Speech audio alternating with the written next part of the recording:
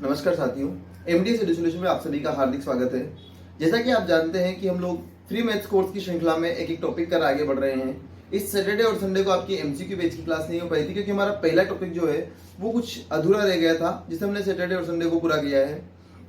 आप लोग देखिए, अगले सैटरडे और संडे से हम लोग पहले टॉपिक जो कि हमने नंबर सिस्टम पढ़ा है उसकी एमसीक्यू की क्लास शुरू कर देंगे और उसके बाद हर सैटरडे और संडे आपकी ये क्लासेस जो है वो कंटिन्यू रहेगी। आप लोगों से मैं एक आशा करता हूं कि आप लोग इन क्लासेस को अपने दोस्तों के साथ में शेयर करेंगे ताकि वो लोग भी इन क्लासेस का लाभ से ले सके और अपने बेसिक जो कंसेप्ट्स हैं उनको कवर कर सके। जैसा कि आप लोगों को बताया गया था कि पहला टॉपिक आपका पिछली क्लास में ही कंप्लीट हुआ है जो कि नंबर सिस्टम था। अब हम एक नया टॉपिक शुरू करने जा रहे हैं जिसका नाम है गुणनखंड और एचसीएफ एलसीएम।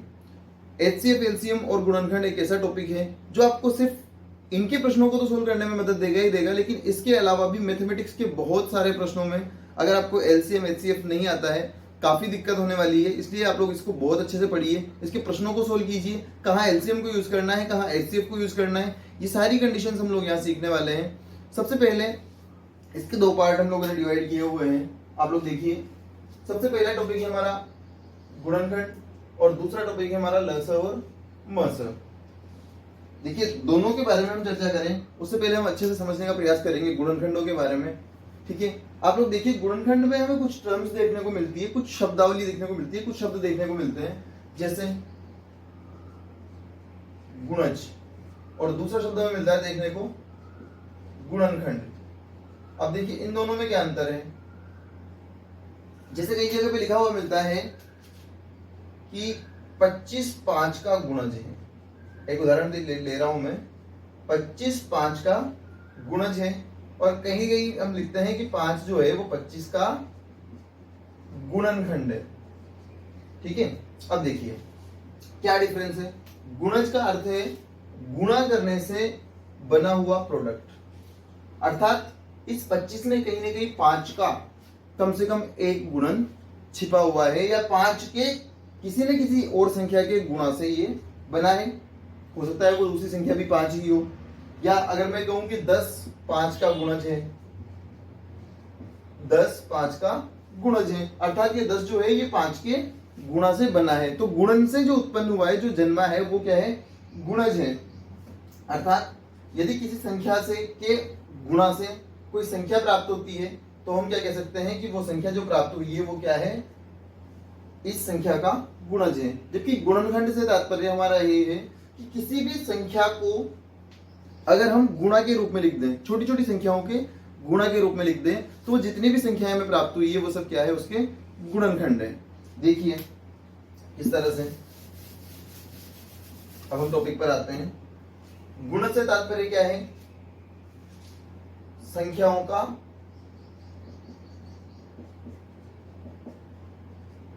एक तरह से आप गुणनफल समझ सकते हो। जिन जिन संख्याओं से मिलकर के ये संख्या बनी है, जो संख्या बनी है वो क्या है, गुणज है, और जिन संख्याओं से मिलकर के बनी है वो क्या है, गुणनखंड है। एक चीज का विशेष ध्यान दें, हम गुणनखंड और अभाज्य गुणनखंड को भी समान समझते हैं। देखिए, गुणनखंड और अभाज्य गुणनखंड में भी एक अंतर है, उसको भी हम क्लियर कर लेते हैं। मैं यहां पर लिख रहा हूं अभाज्य गुणनखंड, अभाज्य गुणनखंड। ठीक है, देखिए किसी भी संख्या को संख्याओं के गुणा के रूप में लिखना। किसके रूप में लिखना, संख्याओं के गुणा के रूप में लिखना। किसी भी संख्या को संख्याओं के गुणा के रूप में लिखना गुणनखंड कहलाता है। ठीक है, जबकि किसी भी संख्या को अभाज्य संख्याओं के गुणा के रूप में लिखना, अभाज्य संख्याओं के गुणा के रूप में लिखना। अब देखिए कैसे, जैसे ही मैं आपको एक एग्जांपल लेकर के क्लियर करता हूं। मैंने यहां पर लिखा, ज्यादा बड़ी संख्या नहीं लेकर के छोटी सी संख्या लेते हैं हम, 30। 30 को यदि मैं 6 × 5 लिखूं, क्या ये गलत है? 6 × 5 होता तो 30 ही है। तो ये 6 और ये 5 जो है ये क्या है, इस 30 के गुणनखंड है। 6 और 5 दो अलग अलग खंडों में हमने इसे विभाजित किया है, और अभाज्य 6 और 5 के रूप में हमने इसे क्या किया, गुणा के रूप में लिखा है, अर्थात 6 और 5 इसके गुणनखंड है। लेकिन अगर मैं 30 को लिखता हूं, 30 को 2 इंटू 3 इंटू 5, देखिए मैंने इसे अभाज्य संख्याओं के गुणा के रूप में लिखा है, अर्थात यहाँ जितनी भी संख्याएं गुणा में मैंने लिखी है वे सभी अभाज्य हैं, तो ये क्या कहलाएगा, अभाज्य गुणनखंड कहलाएगा। ठीक है, एक एग्जांपल हम और ले लेते हैं। अगर आपसे प्रश्न पूछा जाता है कि 45 के अभाज्य गुणनखंड, अभाज्य गुणनखंड, तो आप क्या करेंगे, 45 में भाग किसका लगाएंगे, एक बार मैं पूरा करके बता देता हूँ किस तरह से सोल्व करते हैं। 45 3 से विभाजित होता है 15 बार, फिर 3 से विभाजित होता है कितनी बार, 5 बार, और फिर 5 से विभाजित 1 बार, अर्थात 45 के जो अभाज्य गुणनखंड है वो होंगे 3 इंटू 3 इंटू 5। यदि आपसे कहा जाए कि 45 के कुल गुणनखंड है, देखिए 45 के गुणनखंड पूछा है आपसे, अभाज्य गुणनखंड नहीं पूछा है, गुणनखंड पूछा है। ठीक है, तो आप किसी भी तरह से इसकी गुणनखंड अर्थात टुकड़े बना सकते हैं। जो जो इसके गुणा में शामिल है वो सब इसके क्या है, गुणनखंड है। देखिए 45 को मैं 1 इंटू 45 भी लिखते हैं, मैं कुछ संभावित परिणाम लिख रहा हूँ, सारे नहीं लिख रहा हूँ। ठीक है, आप इसको 45 इंटू 1 भी लिख सकते हैं। ठीक है, 3 इंटू 15 भी लिख सकते हैं, सॉरी हाँ 3 इंटू 15 लिख सकते हैं, 15 इंटू 3 लिख सकते हैं। इसी तरह से अगर आप चाहें तो 9 इंटू 5 लिख सकते हैं, 5 इंटू 9 लिख सकते हैं।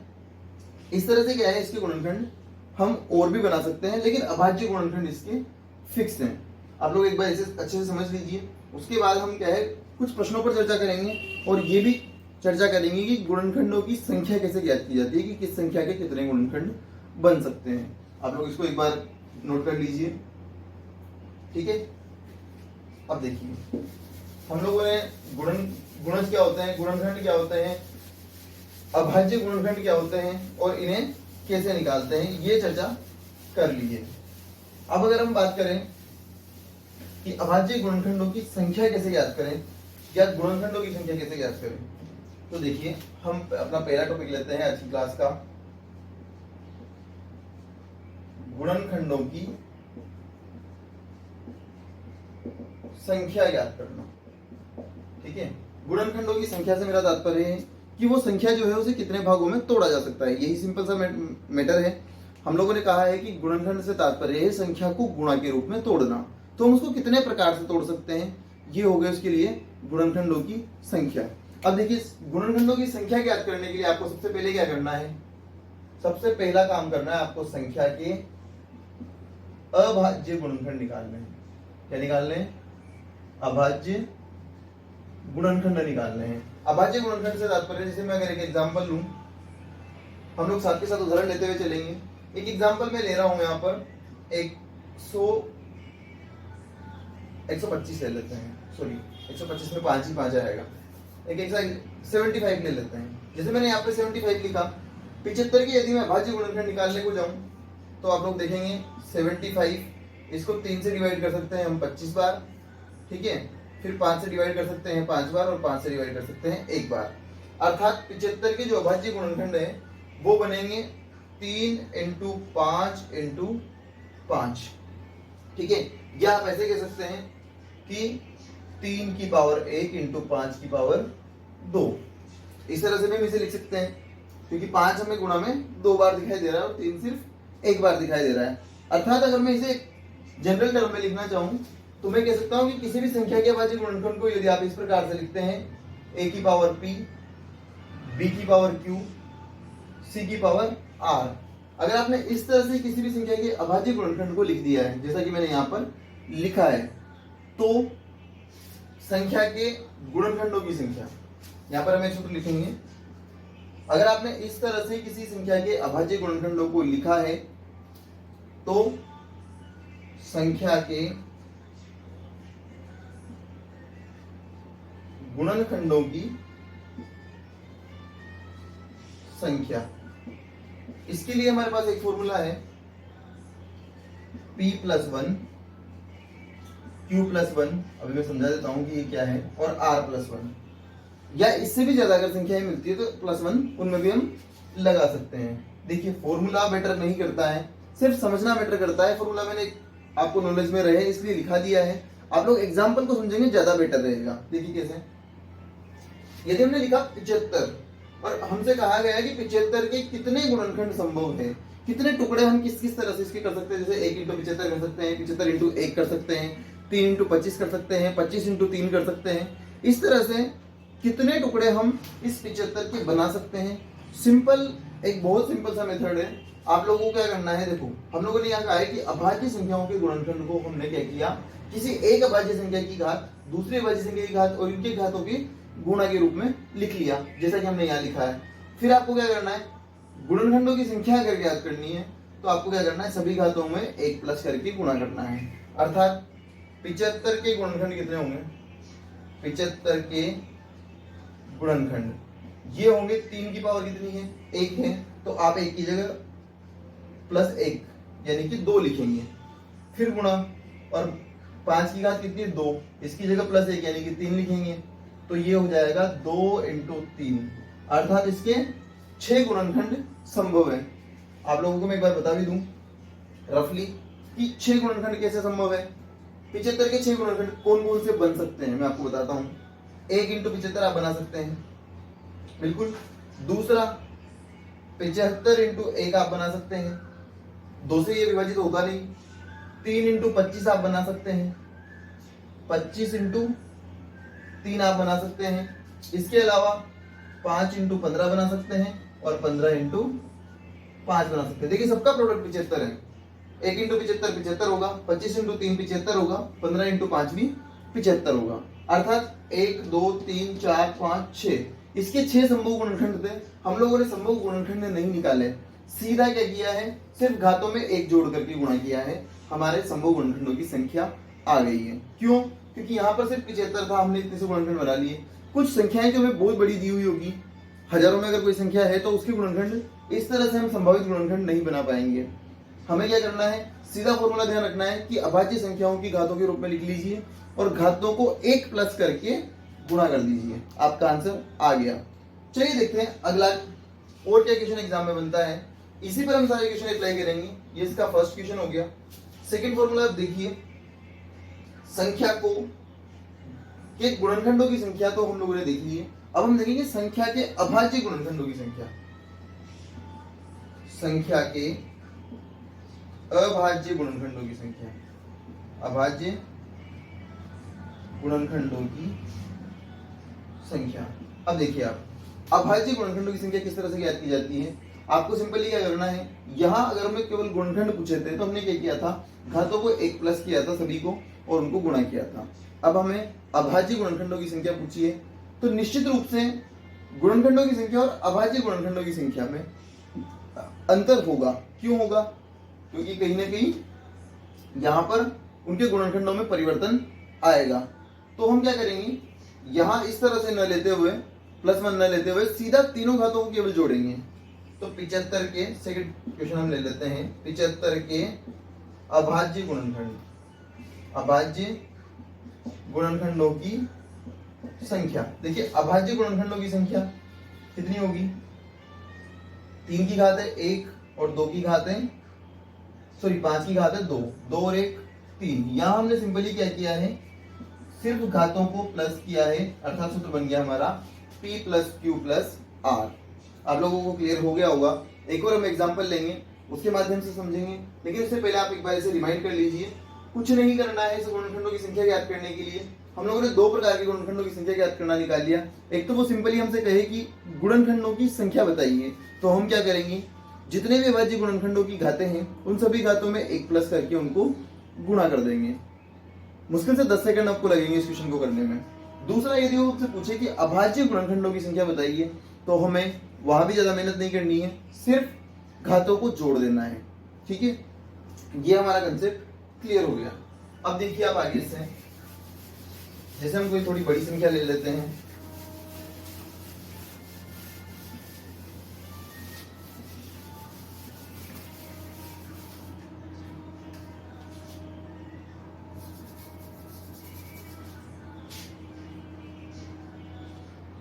यहां पर हमने लिया है 160।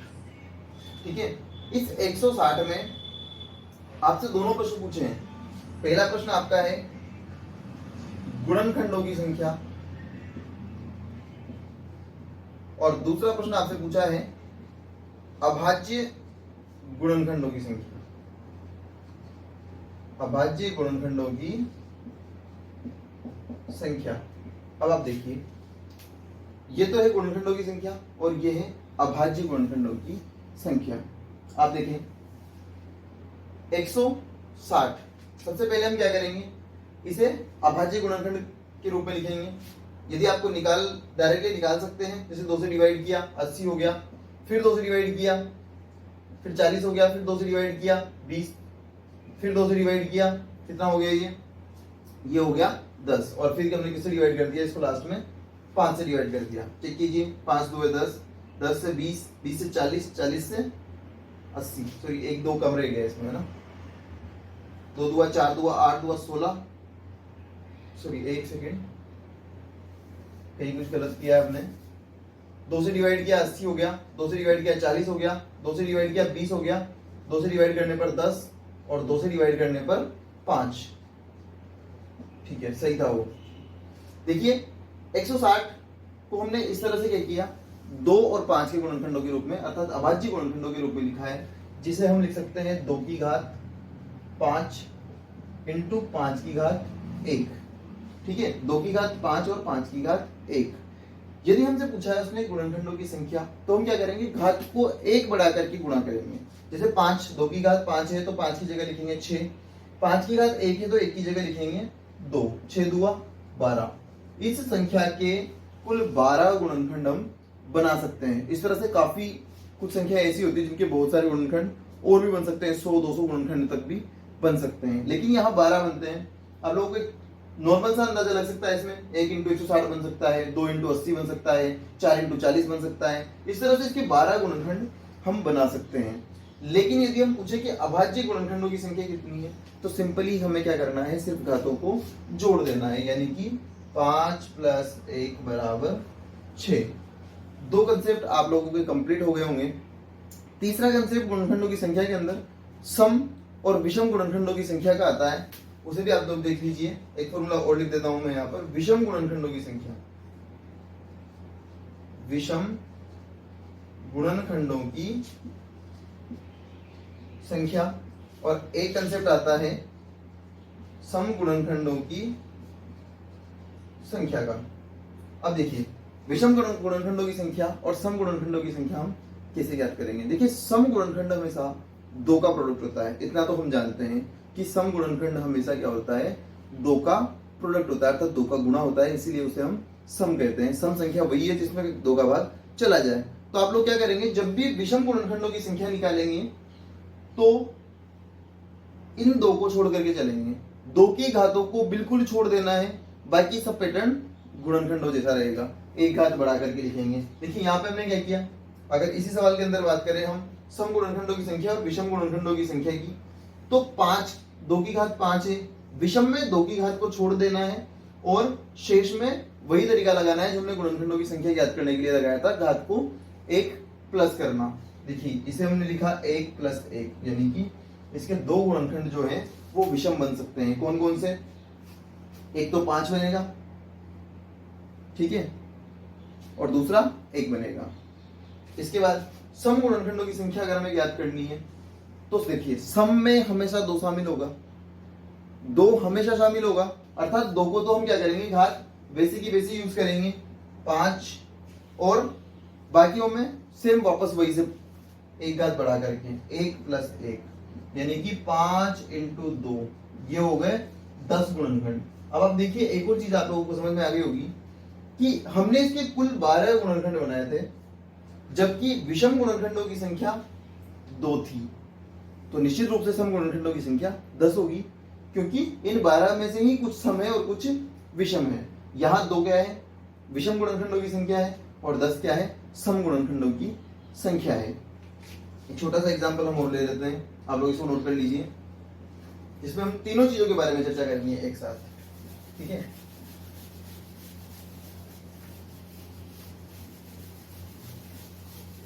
अब मैं अभी तक संख्याएं जो है वो अभाज्य संख्याएं जो है वो गुणा में 2 संख्याएं मिल रही थी हमें, कोई 2 अभाज्य गुणनखंड मिल रहे थे, 2 संख्याओं के अभाज्य गुणनखंड मिल रहे थे। अब मैं सीधा अभाज्य गुणनखंड के रूप में आपके सामने एक संख्या लिख रहा हूं, 2 की घात 4 इंटू 3 की घात 2 इंटू 5 की घात 7। इस तरह की यदि कोई संख्या है और उसके अंदर आपसे कहा जाता है कि अभाज्य गुणनखंडों की संख्या, गुणनखंडों की संख्या, सम गुणनखंडों की संख्या और विषम गुणनखंडों की संख्या आप ज्ञात कीजिए, तो किस तरह से करेंगे? देखिए, सबसे पहला हमसे कहा है कि गुणनखंडों की संख्या ज्ञात कीजिए। किसकी संख्या ज्ञात कीजिए? गुणनखंडों की संख्या। दूसरा प्रश्न हमारा है अभाज्य गुणनखंडों की संख्या, अभाज्य गुणनखंडों की संख्या। तीसरा हमसे कहा गया है सम गुणनखंडों की संख्या और चौथा हमसे कहा गया है विषम गुणनखंडों की संख्या। ठीक है, अब देखिए आप पहले से जानते हैं कि यदि हमसे केवल कहा सिर्फ ये बोला गया है कि गुणनखंडों की संख्या ज्ञात कीजिए, तो हम क्या करेंगे? जो भी अभाज्य संख्याओं की घातें हैं उनको 1 बढ़ा करके गुणा करेंगे। ठीक है, गुणनखंडों की संख्या ज्ञात करने के लिए 4 में 1 बढ़ाया 5 हो गया, सीधा लिख रहा हूं मैं। 3 की घात 2 है, 2 में 1 बढ़ाया 3 हो गया। अगली घात क्या है? 7, 7 में 1 बढ़ाया 8 हो गया। आप इसे गुणा करेंगे, 5 दिया 15 और 15 अट्ठे 120। इसके कुल 120 गुणनखंड निकलेंगे। अब आप बताइए कि यदि ऐसी कोई संख्या हमें दे दी जाए तो हम उसके 120 गुणनखंड कहां तक निकाल पाएंगे? 1 से गुणा, 2 से गुणा, जिससे भी संख्या ये गुणा हो रही है उतने गुणनखंड हम नहीं निकाल सकेंगे। इसलिए हमने क्या किया? घातों में 1 प्लस किया, गुणा किया, सीधा हमारे गुणनखंडों की संख्या आ गई। अब बात करते हैं हम अभाज्य गुणनखंडों की संख्या की।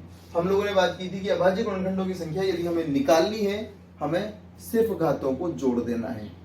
देखिए, घात 4, 2 और 7 इनको जोड़ दीजिए, 4, 2 और 7। अभाज्य गुणनखंडों की संख्या है 4 और 2 6 और 7 13।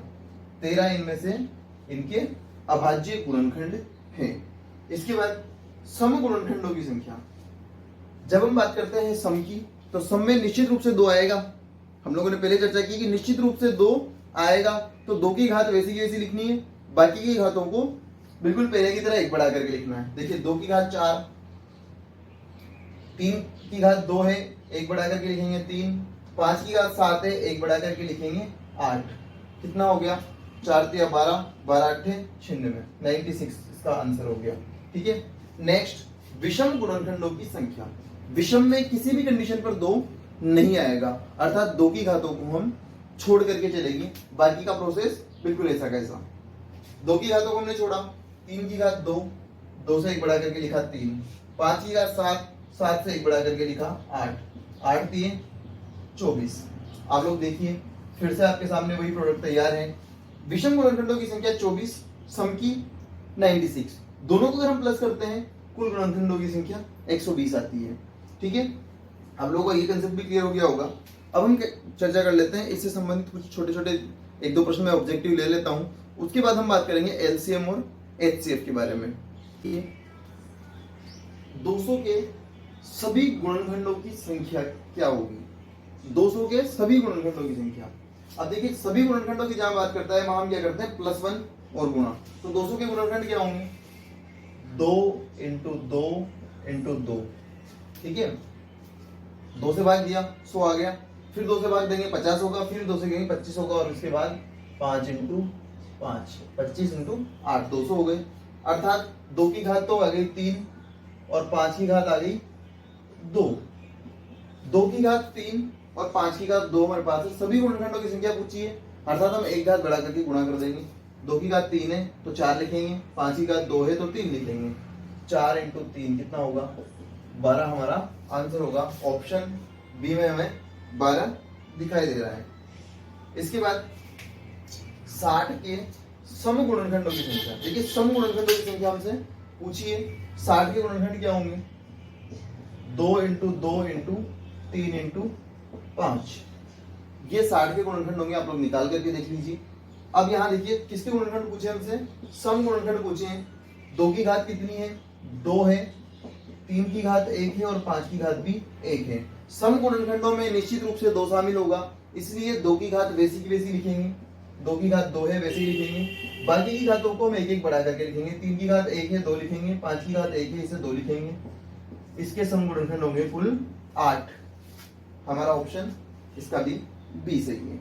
तीसरा क्वेश्चन, 2 की घात 5, 3 की घात 7, 11 की घात 2 में अभाज्य गुणनखंडों और सम गुणनखंडों की संख्या क्रमशः है।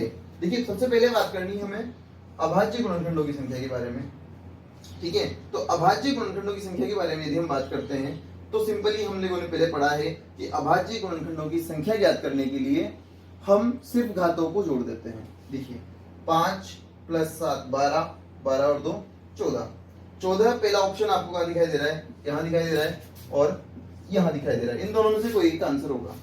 दूसरा हम बात करते हैं सम गुणनखंडों की संख्या भी हमें बतानी है। तो सम गुणनखंडों की संख्या किस तरह से निकालते हैं, 2 की घात को वैसे ही रखेंगे, बाकी की घातों को एक बढ़ा करके लिखेंगे। 2 की घात 5 ऐसे रहेगी, 3 की घात 7 है इसे 8 लिखेंगे और 11 की घात 2 है इसे 3 लिखेंगे। 8 की 24 और 24 पंजे 120, अर्थात हमारा आंसर होगा 14 और 120। इसका भी बी ऑप्शन सही है। आप लोग इन क्वेश्चन को नोट कर लीजिए, तब तक मैं इसे मिटा करके नेक्स्ट स्लाइड ले लेता हूं, जिसके अंदर हम क्या करेंगे एलसीएम और इससे फिर चर्चा करने से पहले एक टॉपिक जो मेरे माइंड में आ रहा है गुणनखंडों का योग ज्ञात करने का, उसे कवर करेंगे, ठीक है। तब तक आप लोग इसे नोट कर लीजिए एक बार। देखिए दोस्तों, हमारे पास अगला टॉपिक है गुणनखंडों का योग ज्ञात करने का। अभी तक हमने गुणनखंडों की संख्या ज्ञात करना सीखा है। यदि हमसे कहा जाए कि गुणनखंडों का योग ज्ञात कीजिए, योग से तात्पर्य हमने जैसे किसी भी संख्या के 10 12 जितने भी गुणनखंड निकाले उन सबका टोटल हमें निकालना है। तो देखिए सिंपल सा तरीका है, आपको गुणनखंडों की घात किस तरह से लिखनी थी, पहले अभाज्य गुणनखंडों के रूप में और इन अभाज्य गुणनखंडों की घात के रूप में। किसी भी संख्या को सबसे पहले हमें क्या करना था, अभाज्य गुणनखंडों की घात के रूप में लिखना था। यह तरीका हमने पहले भी सीखा है। अगर हमने किसी भी संख्या को अभाज्य गुणनखंडों की घातों के रूप में लिख लिया है तो इस रूप में लिखने के बाद यदि हमसे गुणनखंडों की संख्या पूछता है तो हम लोगों ने जो पहले मेथड पढ़ा है उस मेथड से हम कर सकते हैं, घातों को 1 प्लस करके गुणा करना है, ठीक है। लेकिन यदि हमसे वो कह रहा है कि अभाज्य गुणनखंडों का योग ज्ञात कीजिए, तो आप लोगों को क्या करना है, सीधा एक तरीका पकड़ना है कि एक ही घात को, यानी कि पहले अभाज्य गुणनखंड की घात को 0 से शुरू करते हुए जितनी घात दे रखी है वहां तक लेके जाना है। ठीक उसी तरह से प्लस लगाते हुए, कैसे, मैं आपको यहाँ फॉर्मूला बेस अगर बढ़ाना चाहूं तो फॉर्मूला क्या बनेगा इसका, कि इस एक ही घात को 0 से शुरू करें, एक ही घात 0, एक ही घात 1, एक ही घात 2, इस तरह से एक ही घात p तक लिखें। फिर b की घात 0, b की घात 1, इस तरह से b की घात को भी q तक लिखें। आप लोगों को यहाँ क्लियर नहीं होगा, जिससे हम उदाहरण करेंगे आराम से क्लियर हो जाएगा। आप लोग समझे एक बार, एक ही घात को 0 से शुरू करके p तक लेकर के जाना है, b की घात को 0 से लेकर के q तक, मतलब जितनी इसकी घात है वहां तक लेकर के जाना है, और c की घात को भी सेम इसी तरीके से कहां तक लेकर के जाना है, c की घात r तक लेकर के जाना है। देखिए कैसे सोल्व करेंगे, आपसे एक प्रश्न दिया गया है कि 60 के सभी गुणनखंडों का योग ज्ञात करें। तो सबसे पहले हम 60 के गुणनखंड निकालेंगे, अभाज्य गुणनखंड। 60 के अभाज्य गुणनखंड यदि हम देखें 2 × 2 × 3 × 5 ये बनते हैं, अर्थात 2 की घात 2 × 3 की घात 1 और 5 की घात भी 1। सबसे पहला काम हमारा क्या है, इस 2 की घात को 0 से शुरू करके 2 तक लेकर के जाना है। 2 की घात 0 प्लस 2 की घात 1 प्लस 2 की घात 2, मैक्सिमम पावर तक ले जाएंगे, उसके बाद हम इसे छोड़ देंगे। फिर 3 को पकड़ेंगे, 3 की पावर 0, 3 की पावर 1, ये हो गया। फिर 5 की पावर 0, 5 की पावर 1, ये भी हो गया। अब देखिए 2 की घात 0 का मतलब है, मैं यहाँ पे सोल्व कर देता हूँ, 2 की घात 0, किसी भी संख्या की घात अगर 0 होती है तो उसका आंसर 1 होता है। तो 1, 2 की घात 1 का मतलब है 2, 1 प्लस 2 प्लस 2 की घात 2 से मतलब है 4, 3 की घात 0 से मतलब 1 और 3 की घात 1 मतलब 3, 5 की घात 0 1 और 5 की घात 1 5। आप इन सभी को गुणा कीजिए, 2 और 1 3 और 4 7, 7 × 4 × 6, ठीक है, 7 चौके 28, 28 को 6 से अगर आप गुणा करते हैं, 8 छंग 48, 4 6 2 12 और 4 16, 168 इसका योग होगा। ठीक है, इसी तरीके से आप समझने के लिए एक प्रश्न और ले लीजिए। यहां हमारे पास लिखा गया है 2 की घात 3, 5 की घात 7, 2 की घात 2, 11 की घात 3 के सभी गुणनखंडों का योग ज्ञात करें। हमने कहा है कि अभाज्य गुणनखंडों की घातों को 0 से प्रारंभ करते हुए जितनी उसकी मैक्सिमम पावर है वहां तक हमें लेकर के जाना है।